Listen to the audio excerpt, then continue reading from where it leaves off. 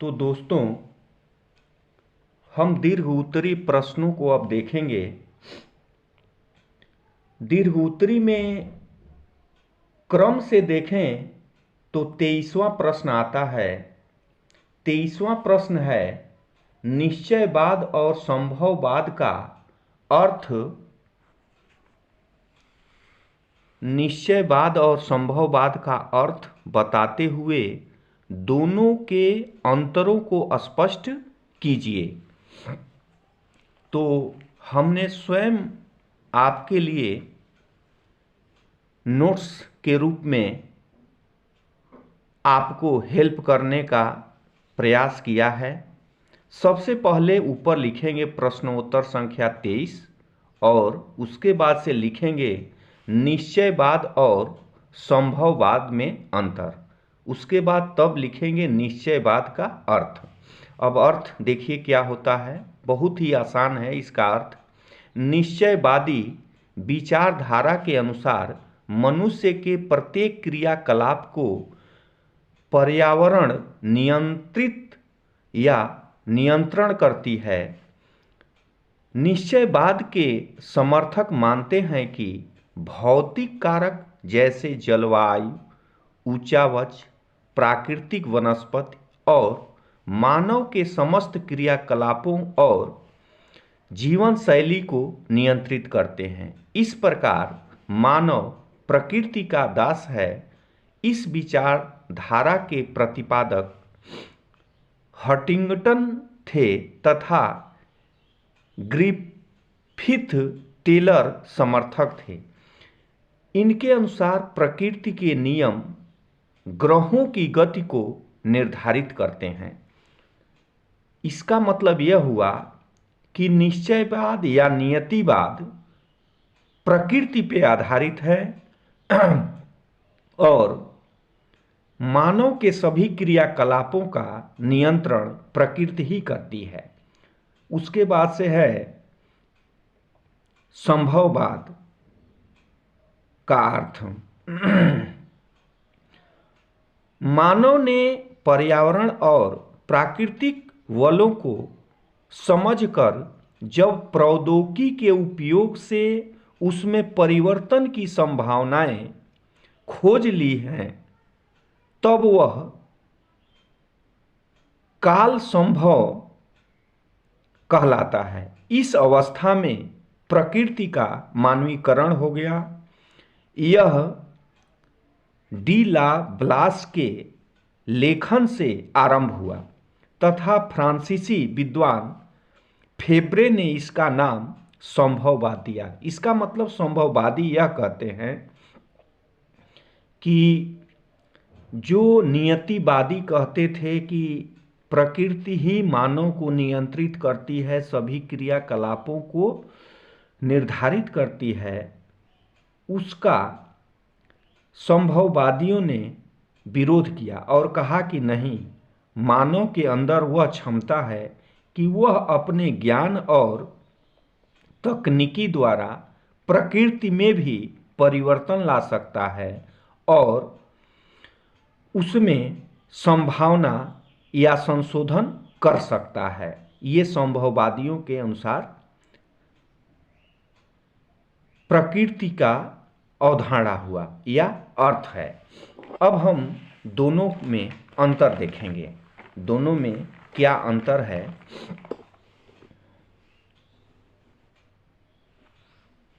अंतर नियतिवाद और संभववाद। चूंकि पहले अर्थ लिखना था, उसके बाद दोनों में अंतर। तो पहला अंतर है नियतिवाद का कि निश्चयवाद के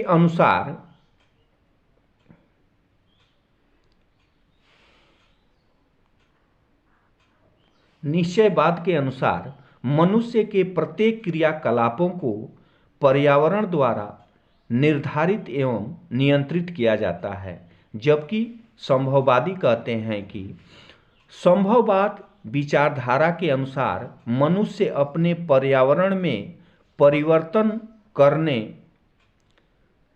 करने में समर्थ है तथा वह प्रकृति प्रदत्त अनेक संभावनाओं का इच्छानुसार अपने लाभ के लिए उपयोग कर सकता है। दूसरा अंतर है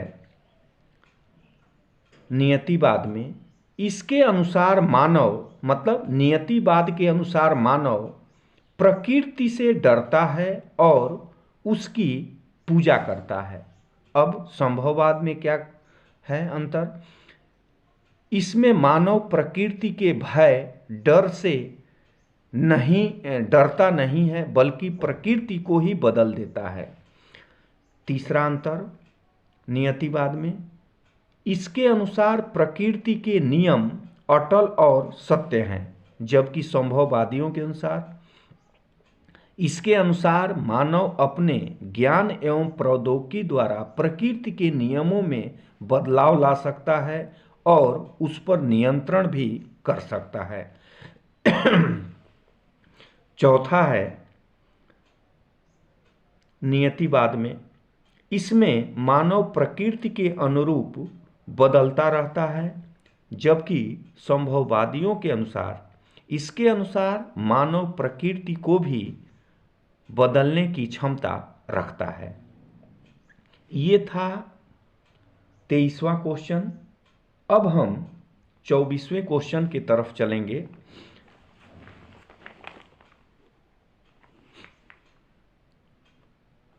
चौबीसवां क्वेश्चन है कि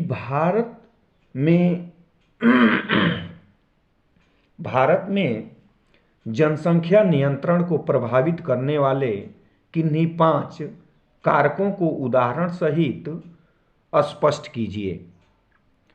तो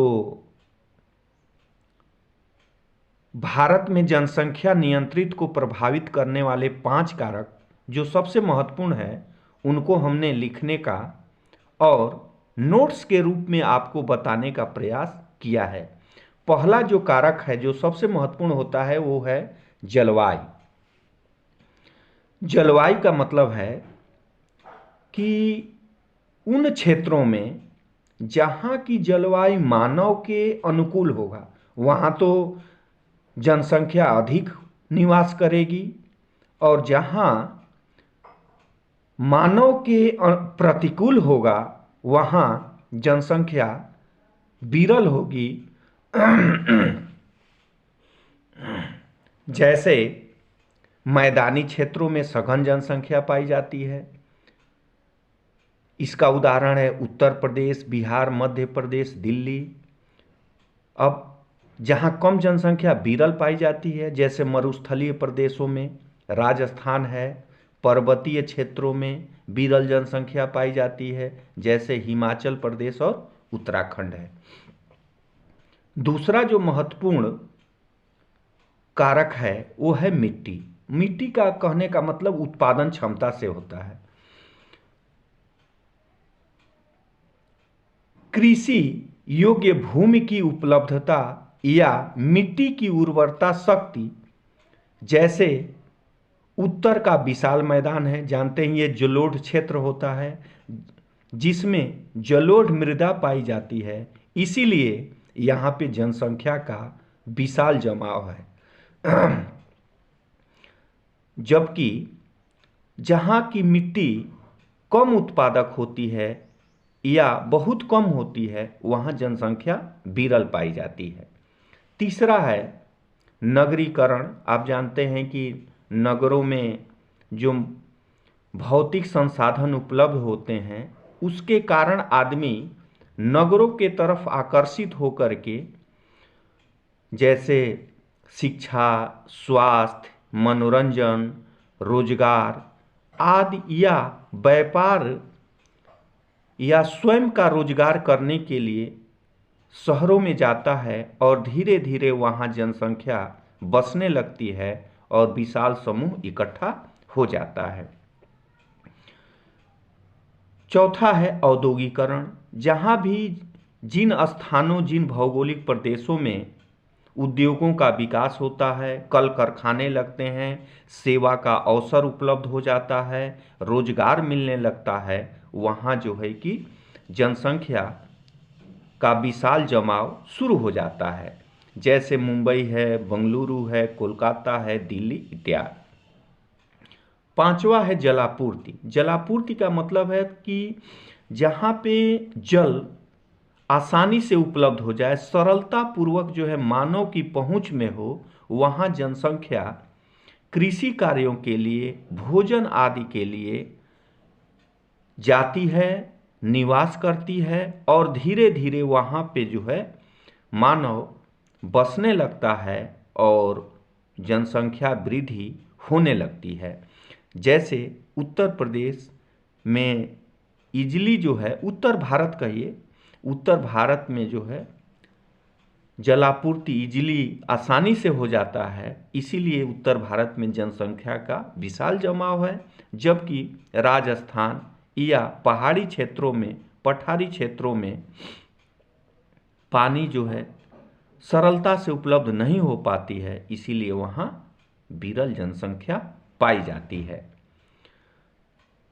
अब हम मानचित्र संबंधी प्रश्नों को देखेंगे जो 25वां और 26वां होता है। मानचित्र में 25वां क्वेश्चन भारत से संबंधित होता है और 26वां क्वेश्चन विश्व के मानचित्र से पूछा जाता है। अब हम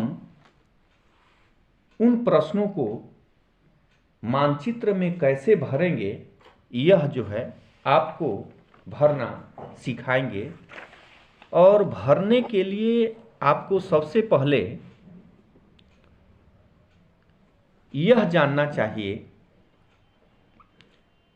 कि मानचित्र में दिशा और राज्य किस दिशा में स्थित हैं। जैसे ये भारत का मानचित्र है, आपको बना बनाया मानचित्र परीक्षा में मिलता है, आपको केवल जो है स्थान को दर्शाना होता है। जैसे हम 25वां क्वेश्चन को भर रहे हैं। 25वां क्वेश्चन है कि चाय का एक प्रमुख उत्पादक क्षेत्र, ये चाय का प्रमुख उत्पादक, ये भारत से संबंधित है। पूरा क्वेश्चन आपको पढ़ दे रहे हैं कि दिए गए भारत के रेखा मानचित्र में निम्न स्थानों को दर्शाइए और उनका नाम भी लिखिए। जैसे पहला प्रश्न है कि चाय का एक प्रमुख उत्पादक क्षेत्र, तो चाय का एक प्रमुख उत्पादक क्षेत्र है, आप जानते हैं भारत में सबसे अधिक चाय की खेती या उत्पादन असम में होता है। ये असम है। आप क्वेश्चन संख्या 1 और यहाँ पे लिखिए चाय उत्पादक क्षेत्र और कोष्ठ में लिख दीजिए असम। आपने दर्शा भी दिया कि ये चाय उत्पादन का प्रमुख क्षेत्र है और क्षेत्र का नाम लिख दिया असम। दूसरा है लौह खनिज उत्पादन के दो प्रमुख उत्पादक क्षेत्र। तो आप जानते हैं कि भारत में लोहे का उत्पादन उड़ीसा राज्य में अधिक होता है, या छोटा नागपुर का जो एरिया है, जो क्षेत्र है, वहाँ पे ज़्यादा होता है। चूँकि उड़ीसा राज्य भी छोटा नागपुर के भाग में ही पड़ता है, इसलिए हम उड़ीसा के दो स्थानों को दर्शाएंगे।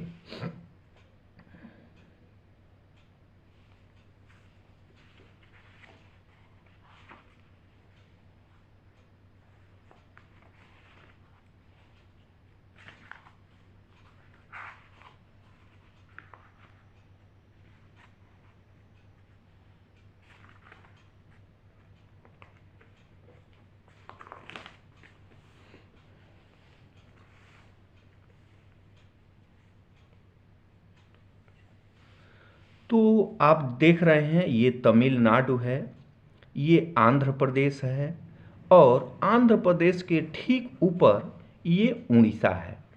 उड़ीसा में जो लौह उत्पादन के दो क्षेत्र पूछा है, तो दो क्षेत्र हैं मयूरभंज और क्योंझर। आपको एरो बना करके संकेत यहाँ पे लिख देना है और यहाँ पे लिखना है मयूरभंज और इसी स्टेट में लिखना है क्योंझर।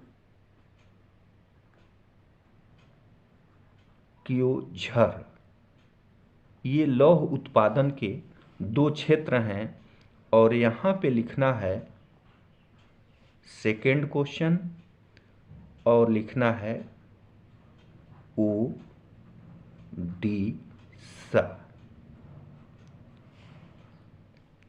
तीसरा क्वेश्चन है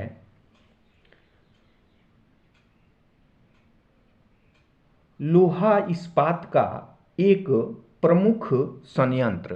तो ज़्यादा दूर जाने की आवश्यकता नहीं है, आप जो है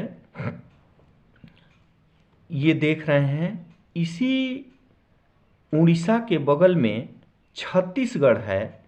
छत्तीसगढ़ में भिलाई का नाम आप जानते हैं। आप जो है ये एरो लगा करके यहाँ पे लिख दीजिए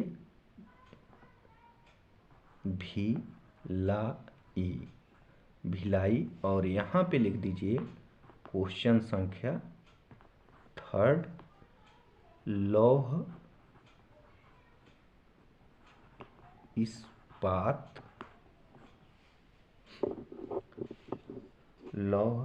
इस्पात केंद्र।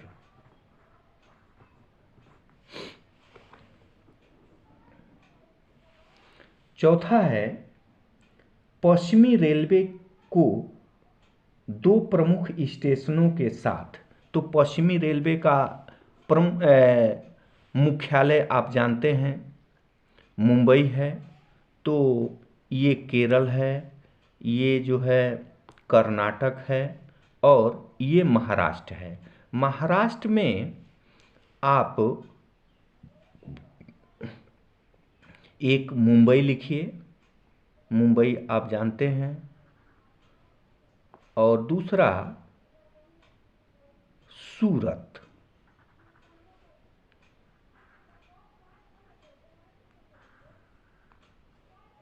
यहाँ पे लिखिए गुजरात में सूरत पड़ता है, सूरत और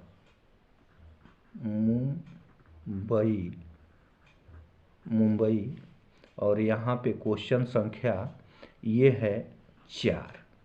तो 4 लिखिए और यहाँ पे लिखिए पश्चिमी रेलवे के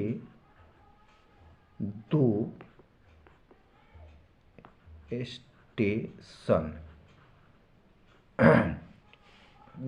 स्टेशन। पांचवा क्वेश्चन है अरब सागर में गिरने वाली एक प्रमुख नदी।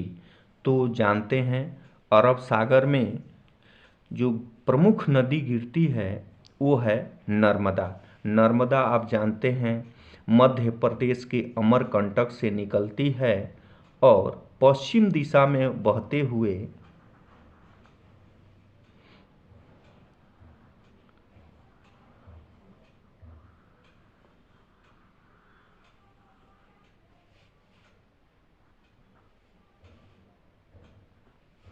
गिर जाती है। ये है क्वेश्चन संख्या 5। आपको लिखना है नर्मदा। ठीक, ये था ये अरब सागर का इलाका है और ये बंगाल की खाड़ी का इलाका है। तो ये 5 क्वेश्चन जो है आप भर लिए हैं तो 5 नंबर आपको जरूर मिलेगा। चूँकि भारत से संबंधित जो मैप होता है वो आप अधिकांशतः राज्यों को जानते हैं, नदियों को जानते हैं, लौह इस्पात केंद्रों को जानते हैं, तो भरने में कोई जो है आपको दिक्कत नहीं होनी चाहिए। लेकिन थोड़ा सा दिक्कत आता है विश्व के मानचित्र से संबंधित जो क्वेश्चन पूछे जाते हैं। अब हम विश्व से संबंधित, विश्व के मानचित्र से संबंधित जो प्रश्न पूछे गए हैं उनको देखेंगे।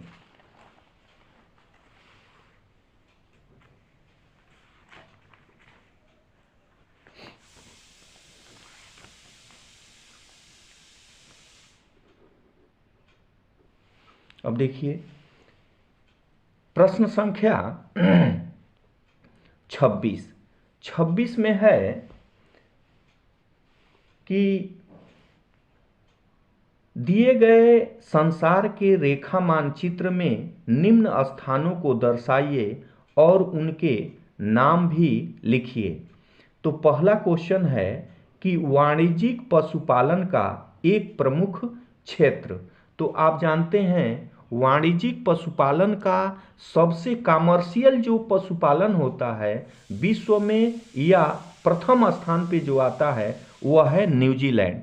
और न्यूजीलैंड ऑस्ट्रेलिया महाद्वीप का मात्र एक दूसरा देश है। ऑस्ट्रेलिया एक महाद्वीप भी है, एक देश भी है, लेकिन उसी से ऑस्ट्रेलिया महाद्वीप से ही संबंधित या उसमें शामिल न्यूजीलैंड है। और न्यूजीलैंड ये आप देखिए ये ऑस्ट्रेलिया महाद्वीप है, ये एरिया ऑस्ट्रेलिया महाद्वीप है, ऑस्ट्रेलिया महाद्वीप है। और ऑस्ट्रेलिया महाद्वीप के ठीक जो है कि दूरी पे एकदम आप जो है हल्का सा देख रहे हैं ये बॉर्डर लाइन जैसे बना हुआ है आपको, और जो है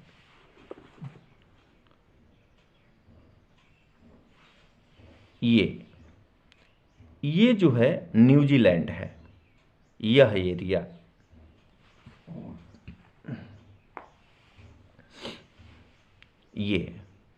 यह जो एरिया है यह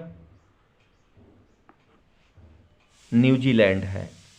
तो आपको क्वेश्चन संख्या 1 और यहाँ पे लिखना है न्यूजीलैंड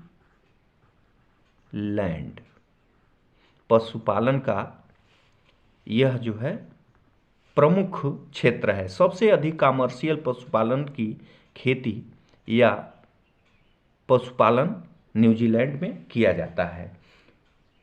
दूसरा क्वेश्चन है कि एक पार महाद्वीपीय रेल का मतलब है कि एक द्वीप से दूसरे महाद्वीप में वह रेल मार्ग जोड़ता हो। तो आप जानते हैं कि यूरोप में ब्रिटेन और यूरोप का ही कुछ भाग जो रसिया या रूस के मॉस्को में, रूस का मॉस्को शहर दोनों जो है यूरोप में पड़ता है। तो आप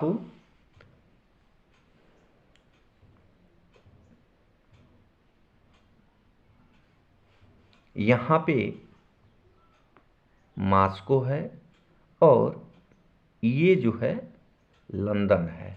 तो आप जो है पारद्वीपीय रेलवे स्टेशन यहाँ पे लिखेंगे मॉस्को और यहाँ पे लिखेंगे लंदन। ये क्वेश्चन संख्या 2 है। और यहाँ पे लिखेंगे पार महाद्वीप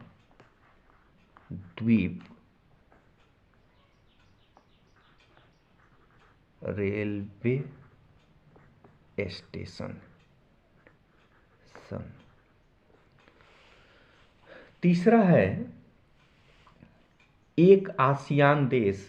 आसियान एक संगठन का नाम है और उसका एक देश है इंडोनेशिया। इंडोनेशिया आप जानते हैं कि एशिया महाद्वीप में स्थित है और यह पूर्वोत्तर में पड़ता है, मतलब भारत के पूर्वोत्तर। यहाँ पे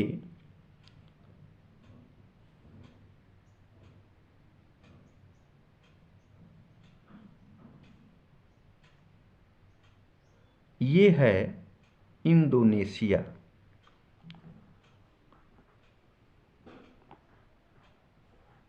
तीसरा क्वेश्चन है और लिखना है इंडोनेशिया। चौथा है यूरोप का एक प्रमुख सागर पतन या बंदरगाह। आप एक चीज़ जान लीजिए, ज़्यादा इधर उधर भटकने की आवश्यकता नहीं है। यूरोप का एक प्रमुख बंदरगाह लंदन भी है, तो आप जो है यहाँ पे दर्शा दीजिए और क्वेश्चन संख्या 4 पे लिखिए लंदन पतन या बंदरगाह। पांचवा है चीन का एक प्रमुख कोयला उत्पादक क्षेत्र। तो आप जानते हैं चीन एशिया में पड़ता है और भारत के ठीक उत्तर में स्थित है चीन। तो ये जो है चीन का इलाका है, ये भारत है, ये चीन का इलाका है। और आपको लिखना है सांसी कोयला क्षेत्र। तो यहाँ पे आप क्या करेंगे, ये चीन है, सांसी